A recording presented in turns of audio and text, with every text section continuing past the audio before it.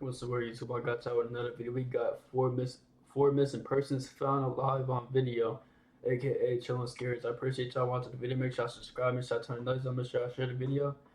Jesus Christ is the way. Let's get to the video, y'all. On May 8, 2021, a woman named Malie Perales was driving down the Packer Drive Northeast Road alongside the Rogue River in Belmont, Michigan. She and her two roommates were on their way back after a night out, and they were all in a cheerful mood. However, their smiles quickly vanished as they stumbled onto a horrifying scene. At around 2:30 a.m., while driving near the Rogue Hollow 2:30 a.m. is crazy. Court, one of the Well, in a party, that's gonna happen, but like out in the woods like that is crazy. Passengers spotted a strange figure lurking by the side of the road. This encounter was extremely terrifying, but it also sparked the group's curiosity, and after some deliberation, they decided to turn around, and this is what they then came across. What the Stop. No, Stop. I'm not. What the hell? Bro, that person literally just like that, or just calling for hello. He got green clothes on, laying on the street like that. What the Stop. What the hell? He like, bro, if I saw some shit like that, I'm revving that shit. I ain't gonna lie, I'm gone. No, Stop. No, I'm speeding. That was the wrong word. I don't know why I said revving, but I'm gone, bro. I'm not. No. Hell no. What the Oh! They were soaked. They saw what looked like a young woman drenched from head to toe as if she had just crawled out of the nearby river. She also looked like she was crying, banging her head on the road and waving for help. Malie posted the video of this encounter on TikTok and it instantly went viral, leading people to come up with all sorts of far-fetched theories about ghosts, spirits, etc. However, as wild as the theories got, Malie later posted several videos shutting them down and revealing what really happened. According to her, they kept circling back and driving past the disturbed woman several times after recording the first video to make sure she was okay. While none of them had the nerve to get out of the car and approach her, they did call the cops and waited nearby until help arrived. The woman was then taken to a nearby hospital where she was treated for cold exposure. As it turns out, Hypothermia? then taken to a nearby hospital where she was treated for cold exposure. As it turns out, she somehow fell into the Rogue River from the east side and swam across it onto the road.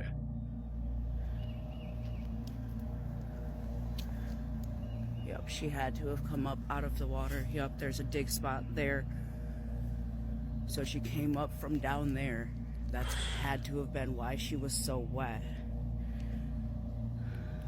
This was the spot that she had left. But I know she was cold as hell. Like, I don't know how long she was swimming through that like river or something like that.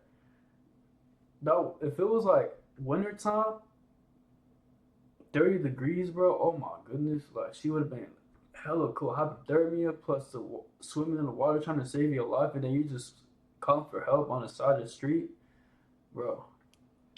I don't know why or what was going on. After regaining some composure, she also revealed that the woman was from Kalamazoo, a town that's over 60 miles from where she was found. However, she had no recollection How does she like walk or get over there so far, bro? of how she got to Belmont and fell in a river so far away from home.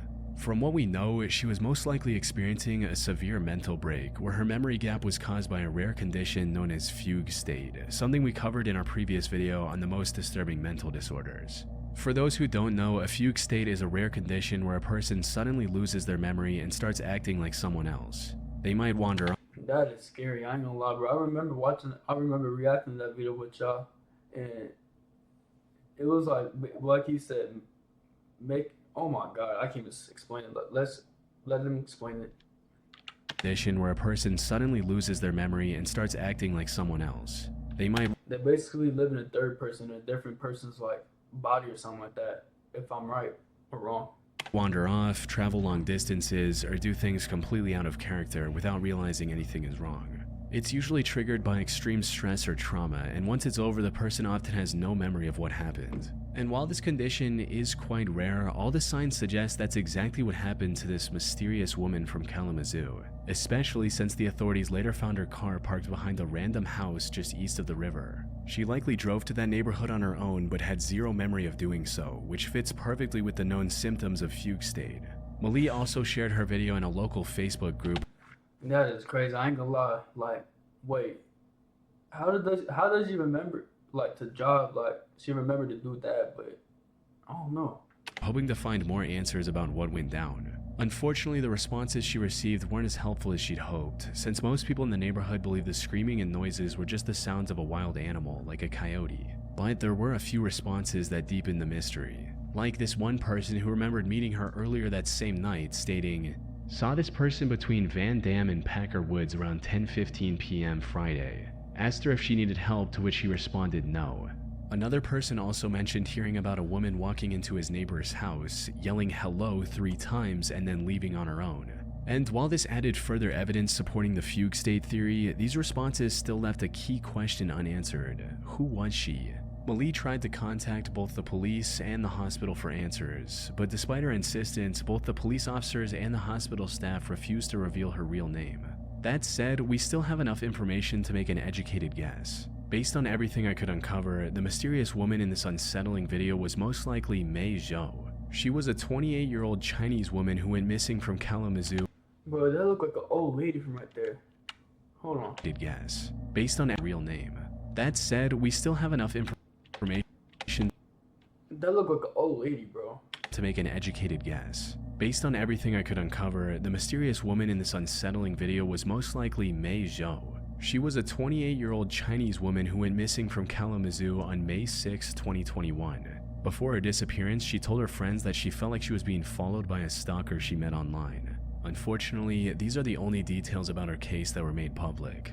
I couldn't find any clear answers on whether the stalker was real or if she was just overwhelmed by paranoia. In either case, the constant fear and stress of feeling watched likely drove her to slip into some variation of the fugue state we discussed earlier. Hopefully, she received the mental help she desperately needed and is now in a better mental state than she once was.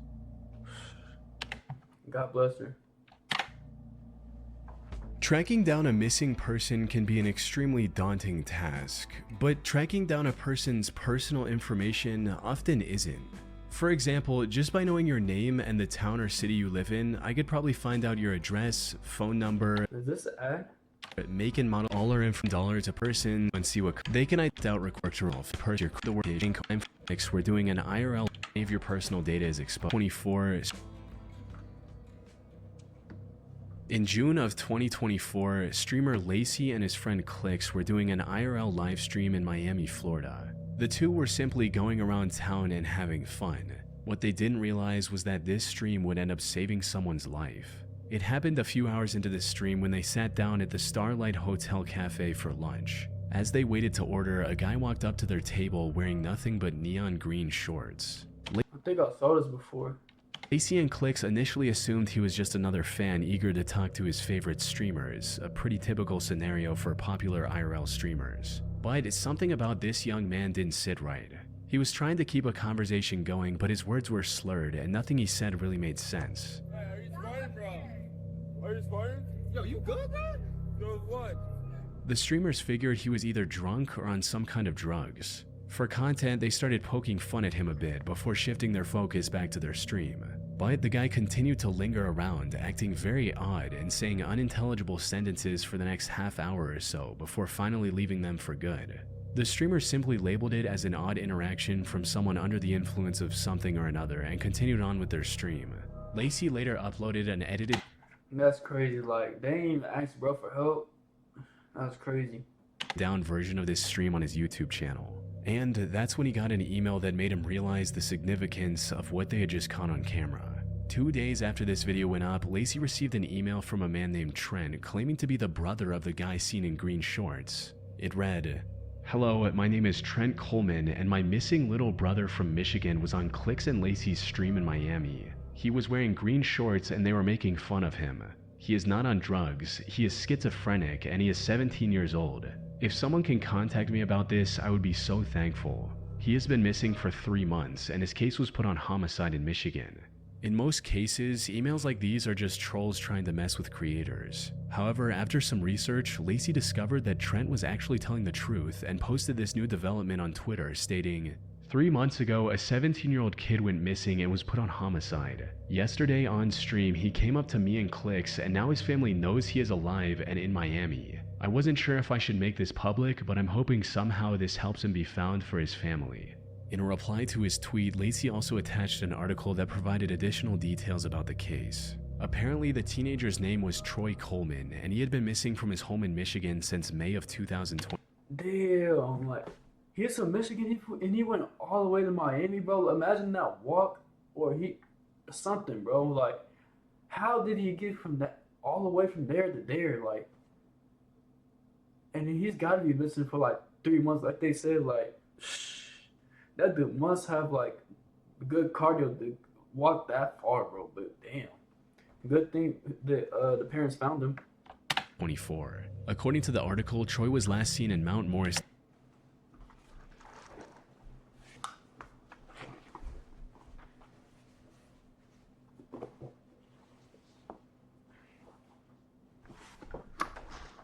Yeah, that's crazy.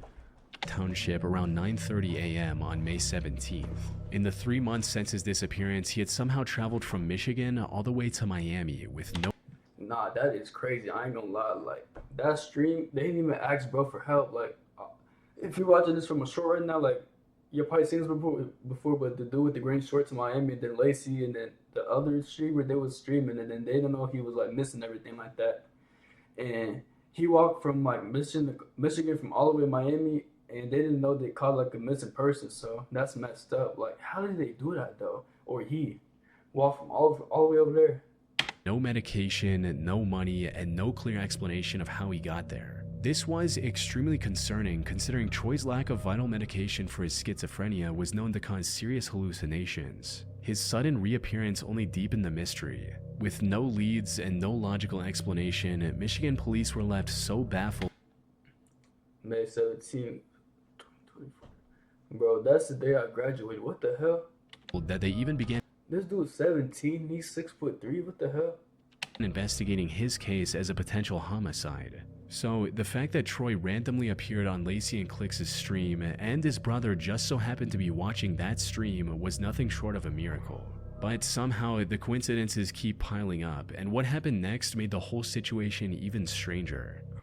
Okay, this was not a want, it was a need. I had to get my hands on this red sweat set. I've never seen a color like it. This is from... While Troy was still on stream, another young fan approached the two streamers and tried to strike up a conversation.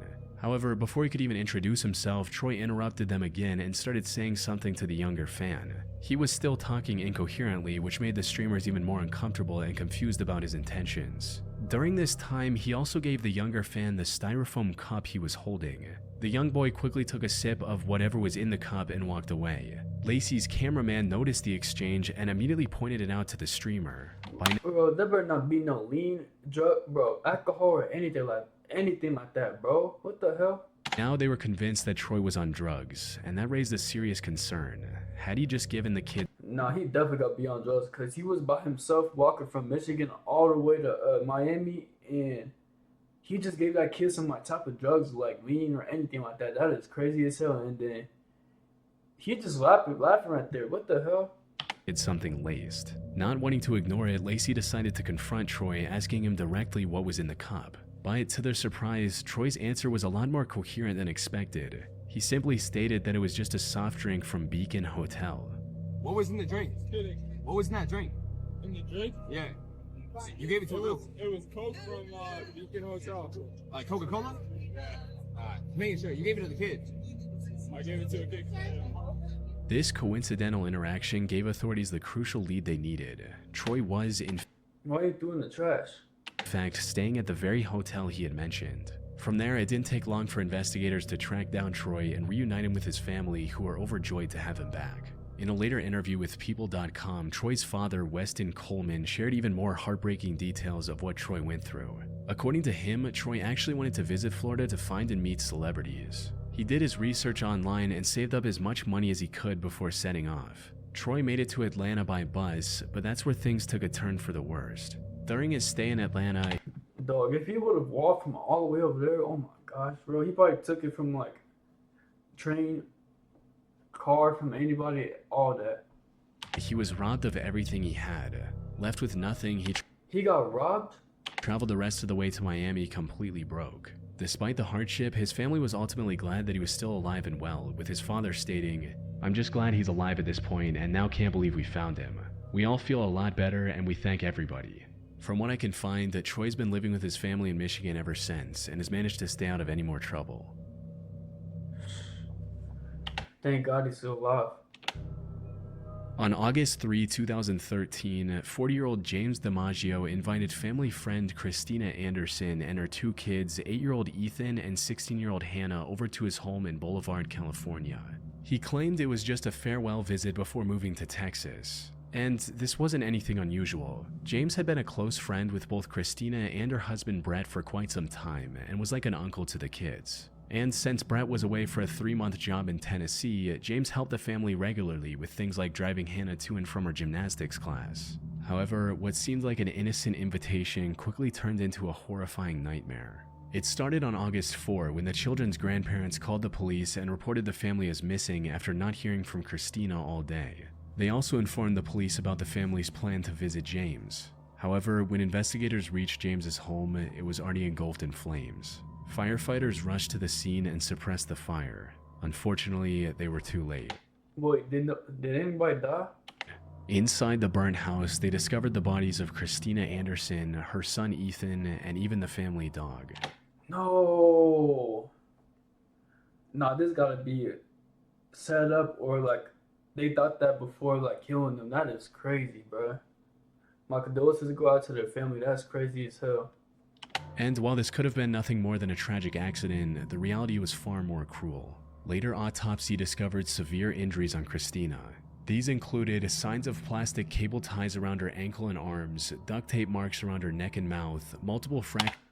Nah, bro. Whoever killed her like that need to go to prison. Like, they said plastic cable tie had been used to bind her ankles, and duct tape that was wrapped around her neck and mouth. Her right arm and both legs were fractured, and there were a cut on her neck. She had been struck at least 12 times in the head. The autopsy of Ethan Anderson determined that the boy died because of the fire, though he had a skeletal fractures that could have been caused by events during the day of the murders. That is sad, bro. What is... Oh. Fractures in her right arm and both legs, a cut on her neck, and signs of at least 12 heavy strikes to the head. Her 8-year-old son Ethan also had multiple fractures throughout his body. However, despite the horrific scene, there were no signs of James or Hannah anywhere near the house.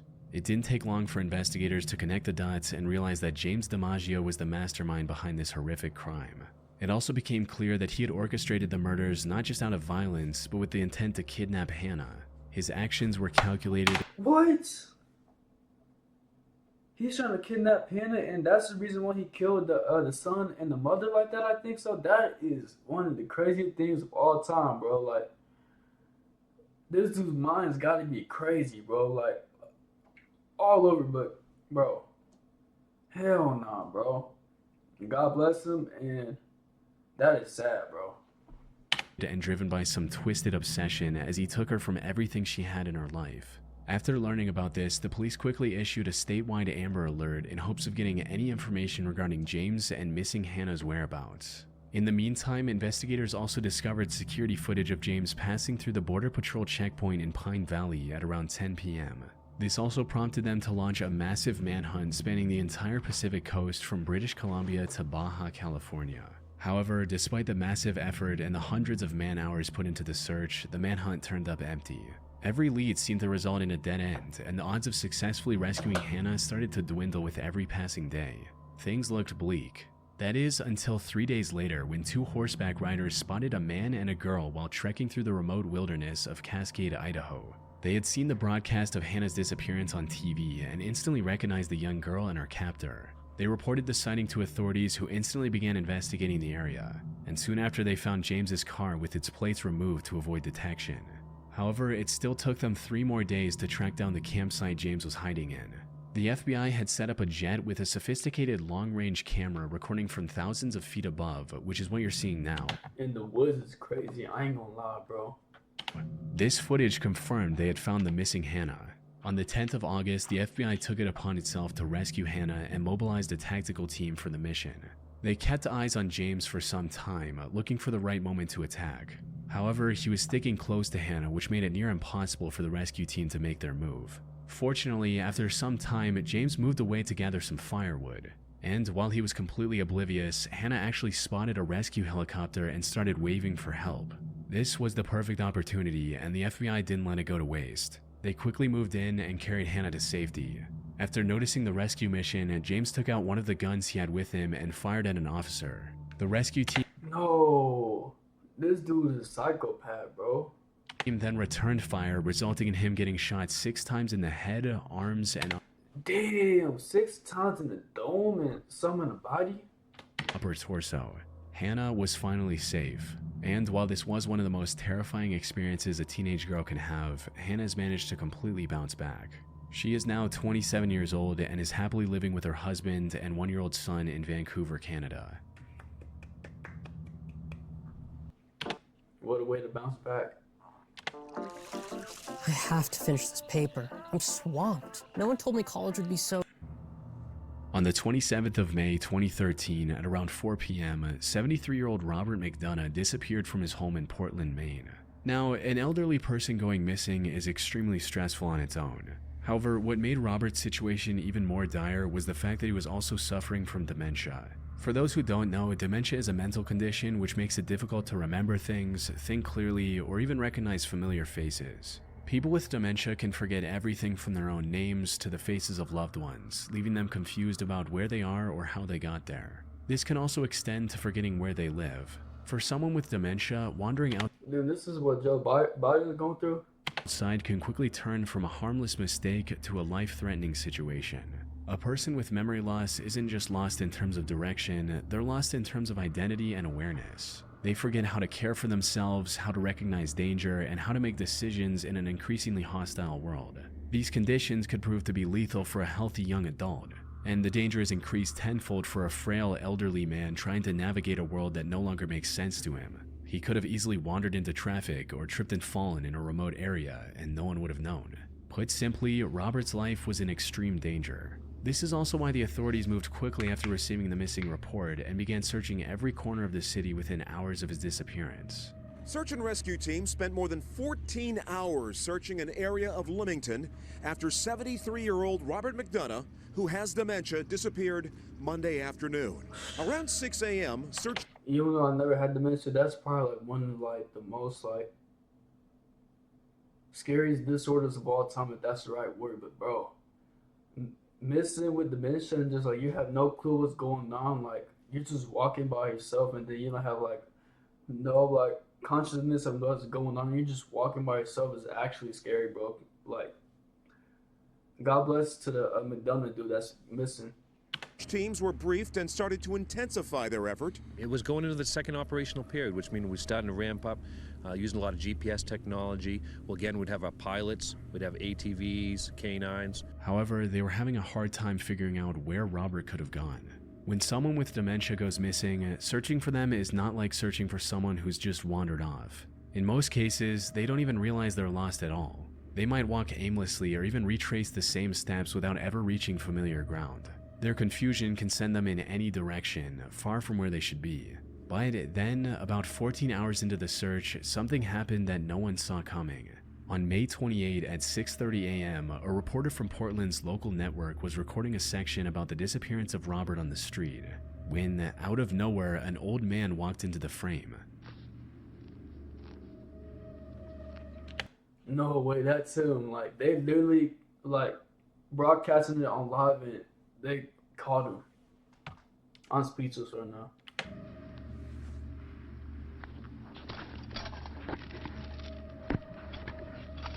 At first, the reporter brushed him off as just another bystander. But after a few moments, he suddenly realized who the elderly man was. This was Robert McDonough, or Bob as he went by, the man everyone was looking for.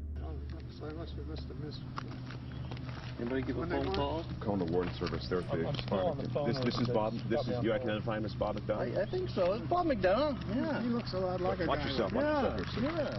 That's Bob McDonough. Fortunately, he was completely unharmed, despite being out in the cold all night. Upon realizing his identity, the news crew immediately contacted the authorities. And it wasn't long before Robert was reunited with his family. But here's the thing. Robert returning like this was nothing more than a stroke of good luck. While his story had a somewhat happy ending, it could have just as easily turned into an irreparable loss. Man, good thing he was just walking and ain't nobody just like hurt him and anything like that. Like just let him be and just like walk and just everything like that. But that was a crazy video, y'all. Like good thing that everybody's alive in this video. Like condolences to the son and the mother that passed away and the third one. And that was sad. And I appreciate y'all watching the video. Make sure y'all subscribe. Make sure y'all turn on notifications. Make sure y'all share the video. Jesus Christ is away. And I'm gonna see y'all next video. Love y'all.